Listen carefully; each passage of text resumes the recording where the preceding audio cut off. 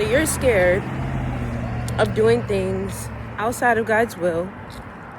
You're scared that if you get everything that God has called you to get and do everything that God has called you to do, you'll squander it.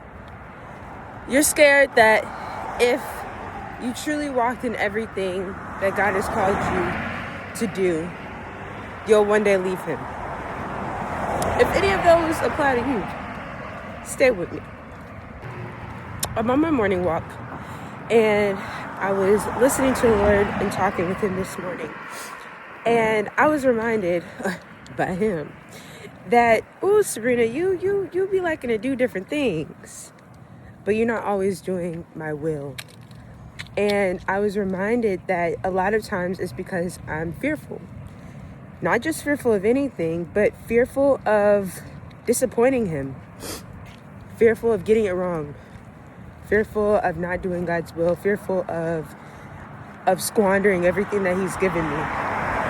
Not realizing that the more and more I fear something and I fall into this fear, I'm no longer trusting the Lord.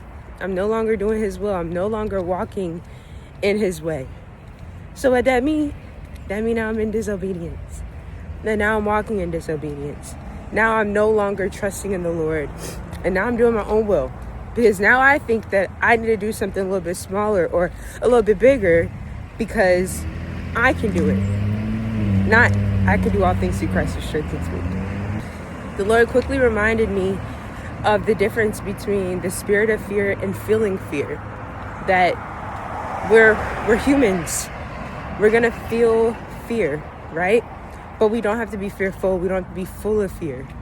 We don't have to walk in fear. We don't have to fret, right? But we may feel fear even in that process. And what a beautiful thing it is to be able to feel. Feel fear, feel sadness, feel anger, feel grief. What a beautiful thing to feel, to be able to feel and not be numb by the things that actually do bother us, that we get to take to the Lord and get help on. Just remember, God's not scared. He called you to it, and he'll purify you through it. He's a keeper. You can't keep yourself. We can't keep ourselves. He'll keep us, and he'll remind us that we can walk in his spirit so that we will never gratify